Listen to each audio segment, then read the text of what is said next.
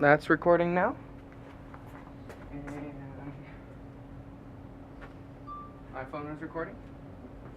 And we are ready to start this Faces of Tech. Did you get assigned to me? Yes. Okay. But I didn't have too much of a problem. Just curious. Yeah, I did get assigned to you, but it's alright. Because I don't have a problem with interviewing most people. Okay. Alright, so first of all, just basics, like obviously your name is Isaac Bass. That's me. How old are you? I don't discuss my age. I'm not trying to avoid the question. Any purpose why you don't discuss your age? To me, age is irrelevant. I say an age, and people pass judgment that you're supposed to be a certain way based on your age. Yeah. So that's very to true. me, you know, I can meet a 17-year-old who acts 40. I can meet a 17-year-old who acts 12. And when I hear 17, I categorize them as 17. So I don't like age. Yeah, that makes sense actually. So, age unknown. In my 30s, how about that? Alright, that works. How about like your childhood? Where did you grow up? Grew up in Eugene. Eugene. Cool. Eugene. What was your childhood like? It was euphoria, and then real life happens, and you have your ups, your downs, your sad moments, and whatnot. And that's a taste of life. How was your school life like? Like, would you say you were a good student? I hated school. You hated school? And then you became a teacher? I was horrible at it. Oh, really? Yeah. Math? It sucked. That's funny. Ridiculously bad. Yeah. Mostly, I just didn't want to be there. So Yeah. I found excuses not to be there. Yeah, I wasn't a good student. I barely graduated. I probably shouldn't have graduated. Oh, wow.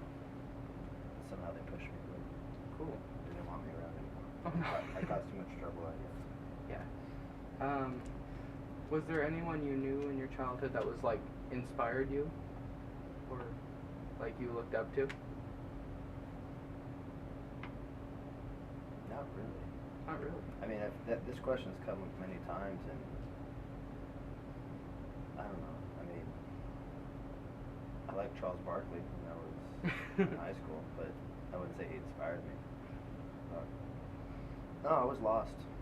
I still kind of am sometimes, but yeah, I was totally lost as a kid. So it wasn't. I didn't get attached to anything. I didn't have anything that motivated me. Maybe that's probably why I struggled in school. Probably. Well, maybe. I don't know. I don't know you that well, but this is the interview. Can I ask you a question? 'Cause I'm totally curious about you. Yes, you can ask one question. One question. Well, I just want to ask this because when I come to a school, because I'm new here, Yeah. I always like just to hear feedback from the kids, you know, about other students, other teachers and stuff. And I do this throughout the year, and I'm always curious who the most popular kid at the school is. And it comes down to two people at this school. Do you know who the two most popular people are, in my opinion? No. Seth Steer and you. Really? Yes. Oh my God. As a matter of fact, your name and his come up about equal every time we talk. So That's weird. when I found out you're interviewing me, and I finally got to meet you, I was excited because you are one of the most popular kids at this school. I had no idea. The only difference between the two is I hear more positive things about you than anybody else. Oh wow, thank you. So I'm just curious why. I don't know. I'm almost kind of embarrassed to meet you. No. It's almost slightly intimidating. That's weird. That's Yeah, funny. You're like a walking legend already, and you're still here. Thank you. On the subject of... Oh, you won't even tell me why? Well, I don't know why. I mean, people tell me that, but I'm not sure why. Huh. Okay. On the subject of being new at this school, now that you've been here for a while, what's your opinion on it? I love it here. Why do you love it? Because it has challenges. It has people who want to work together to conquer those challenges. It has a mix of kids that are enthusiastic about their education, and it has kids that remind me of myself who struggle. But more or less, everybody still comes here, and if given the proper support, they still shine, even those who struggle. And even though the school's in a mix of change, and from last year to this year, it still feels like there's this movement forward. People are still trying to move forward. No one's still trying to get caught up in the past too much. And I like that. It's a positive environment to be in that respect. Yeah. So I'm kind of going back to how you said you had trouble with school. What was college like? Loved it. Oh, what was different about college that made you love it? My first term in college, I was at LCC because I didn't have the grades to go anywhere else. I got a 4.0. Oh, wow. And I'd never gotten more than 1A in a term, or a shoot in a year actually in high school. Wow. And it clicked real quick. The responsibility was on me to perform, and I had to own it, and I did. And I felt smart for the first time in my life. Cool. Like I knew something. What did you study? You do the gen eds. When I was doing the gen eds, I really got into sociology, which is the study of people in groups, study human behavior, how they react, which pays big dividends working in a school environment because it's a huge social experiment. Yeah. And so I don't know, got really interested in that. Took a lot of sociology courses, but I still struggle because I struggled reading, and there's a lot of reading in those classes, so it wasn't easy for me. I avoided foreign languages and sciences as much as I could, and then eventually I went to business school, not because I wanted to, just because time was running up and I had to figure out something to do. Yeah. So I studied business, though I never belonged in that department whatsoever, and I graduated with a business degree. So with a business degree, what made you decide to become a teacher? When I graduated, I was at the University of Oregon, and I moved to Portland, and I was looking for a job in the field of finance, and during my job hunt for the month or so I was up there, September 11th happened. Oh, wow. And it changed the whole landscape of the financial world, I mean the world period, but the financial world totally changed, and all the jobs I was looking at and hunting for, they dried up real quick. Oh, wow. They stopped hiring, and I found myself looking at long-term unemployment, and it was very scary. And one thing that came true to me was, as I interviewed for these jobs, the ones that I got interviews for, I realized I wasn't getting them because my heart wasn't in it. And my heart was never in it. It was never in the business. And I understood it. I understand the logic of it, but it just, like, I wasn't passionate about it. And I took some time to reflect on myself and my life, and I remembered back to, all the way back to even elementary school, that I was always good at tutoring people. I was always good at explaining something. If I knew it, I could explain it. And that pattern continued all the way up through college. And so I just, kind of a natural progression, realized maybe I'm just a natural teacher. And so I enrolled in the graduate program and went back to get a teaching license. And decided to teach math. Yeah, math has always come natural to me. It's the one subject I've been the strongest at. I took geometry as a freshman. I took algebra 2 as a sophomore, algebra 2 as a junior, and I took algebra 2 as a senior. Oh, dear. Lots of D's and F's. So, though I could do it, I guess I wasn't motivated to do it at that age. Yeah. That's kind of what got me there. Is this your first teaching job? No. Where else did you teach? I was at McKenzie High School in the state of Oregon for about 4 years there. Before that, I was in Costa Rica in the Cloud Forest teaching at a bilingual school. How'd you end up in Costa Rica? That's a story not for this interview. Okay. Before that, I was in Pasadena. I guess I can tell some of it, but before that, I was in Pasadena teaching at an inner city school, and then before that, I was at Churchill High School in Eugene, which was my alma mater. So I graduated from Churchill, then became a teacher there. So I've been a few different places, but hopefully this is the last and final stop. Costa Rica. Let me think about how this went. I went back to do my master's degree while I was teaching in Pasadena, and one of the things I was looking at is how our education system is failing our Black and Latino youth, primarily males. And I came to this conclusion based on our graduation rates at the school I was working at, and it was just totally disproportionate of this ethnic group and this gender. So I went back and did a bunch of research and came with some conclusions. And one of the main conclusions I had was the necessity to have teachers who reflect their students. And when I looked at the teachers at the high school, I mean, you had a school that's 90% Black and Latino, yet maybe just a couple teachers who are of the same ethnic makeup, and also for the Latino students were able to speak Spanish. And I'm not bilingual. I wasn't at the time, not even close. And so I came to the conclusion that in order to better serve my students and help increase graduation rates, I needed to become bilingual. best way for me to do that was to immerse myself into a culture and the language, and that meant leave the country and go live in Latin America and try to learn it. So I did. How successful were you with that? I've always struggled with language acquisition.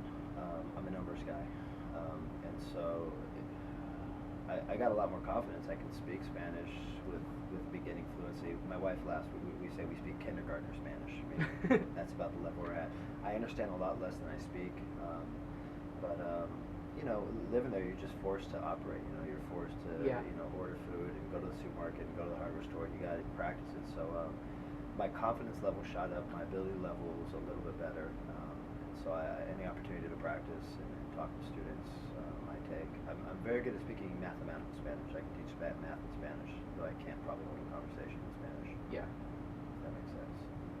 That does make sense, because I'm in Spanish 3, and I avoid all Spanish conversations. It's daunting. So yeah, you got to be in a situation where you can't run from it. And that's what I had to put myself in. All right. It's very scary. Yeah. So, were there any people in like the college period that really helped you succeed in that area?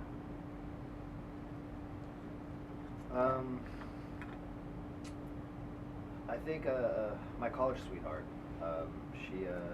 She's the kind of one that motivated me to finish college. You know, most kids go to college. You want to do it in 4 years. Yeah. Sometimes they do it in 5 years. I was aiming at the 6-year track, and at the end of there, towards the end of my 5th year, my girlfriend who graduated in 3.5 years, she was pre-med, super intelligent, magna cum laude, and she was like, you need to get your butt in gear because we need to graduate at the same time and move on with our lives. So she helped motivate me in the last couple of years there of school to keep me on track and keep me focused. That was probably the only guiding force I had in that respect. Yeah. So, now these questions get a tiny bit more personal, but it's not too bad. So, what is everyday life like for you?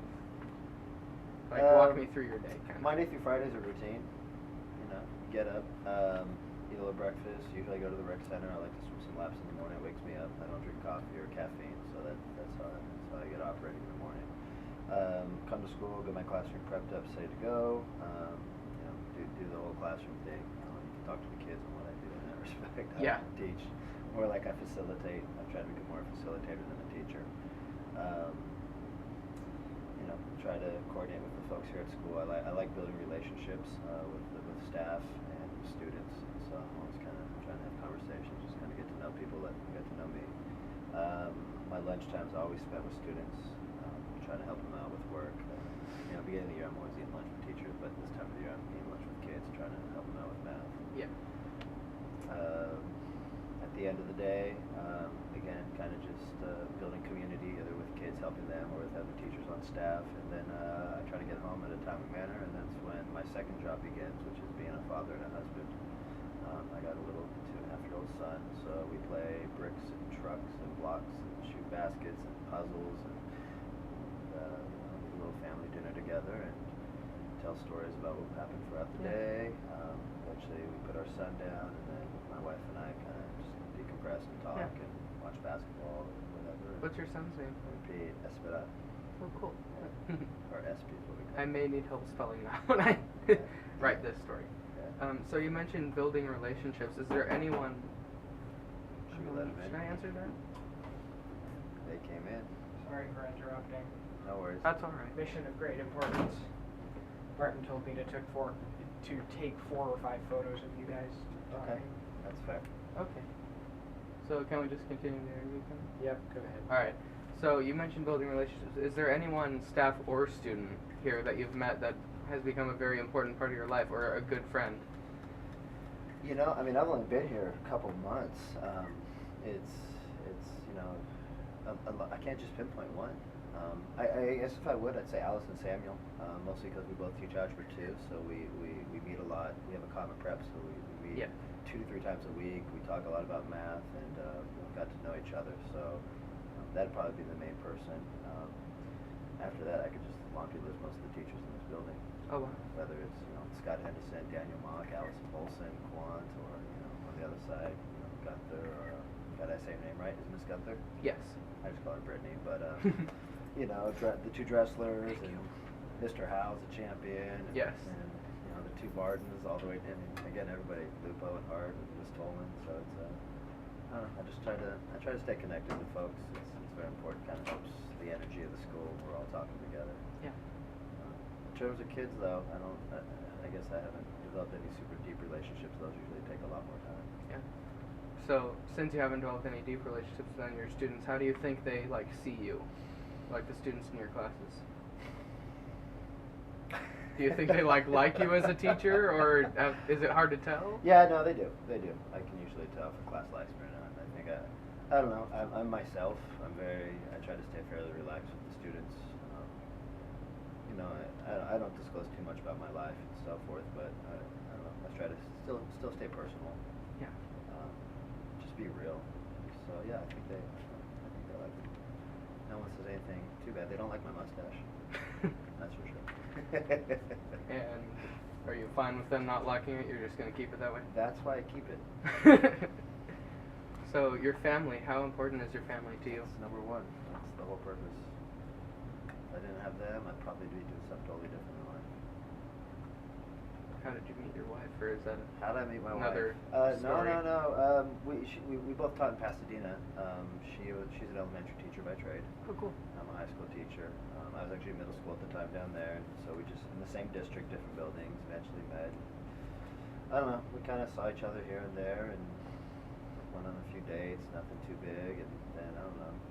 Just started seeing each other more frequently, and then my Costa Rica thing came up, and then we kind of started talking about should we really be seeing each other if I'm leaving, and then I had this marvelous idea of why don't you come to Costa Rica with me, and then she's like, well, I can't get a job down there. I said, why don't you apply? The same school hired her as the head English teacher in the high school, and she never taught high school before. And we went to Costa Rica together, and it was really scary because then we moved in together, and I had never lived with a partner in my life, so this was the first time, and after a year, we were madly, deeply in love with each other, and we decided to get married, and I married my best friend, and been together since. Cool. Yeah, so it's just worked out. We were meant to be, my life partner. Are you or your wife, or are you religious in some way? Anyway? Yeah. What religion are you? Or do you prefer to keep that private? Yeah, that's a toughie one. I've been in and out of. I've looked at religious at various points in my life. I really struggle tying myself to any single faith. But I don't know if I'm closer to one than the other. Do I believe in God? Yes. Do I pray? Yes. Yeah, I do. Alright. Let's see. Don't actually have that much left because we kind of like branched off into the other questions on the other ones, and this happens all the time with these interviews. Are you like the same kind of person at school as you are like out of it, or do you kind of change a little bit? How so? I have to be professional at school. You consider yourself very unprofessional at home? No, you have to set an example. So you just kind of, before I do something, I always got to run by myself. Is this what I want the students to see me doing? Is this what I want the students to hear me saying? Is this the example I want to set for them as the model for what they should be doing? When I'm at home, I don't need to filter myself. I can put on my sweats and a t-shirt, scream and yell and jump around and run in the hallways and throw a fork across the room if I want. I mean, not that I do those things, but it's just there's no filters. I can just be more relaxed and be me. Yeah. So not that I'm totally crazy and whatnot, but it's just that filter isn't up to think, hey, what do I need to, what example do I need to set? Yeah. What would you say is like your general approach towards life?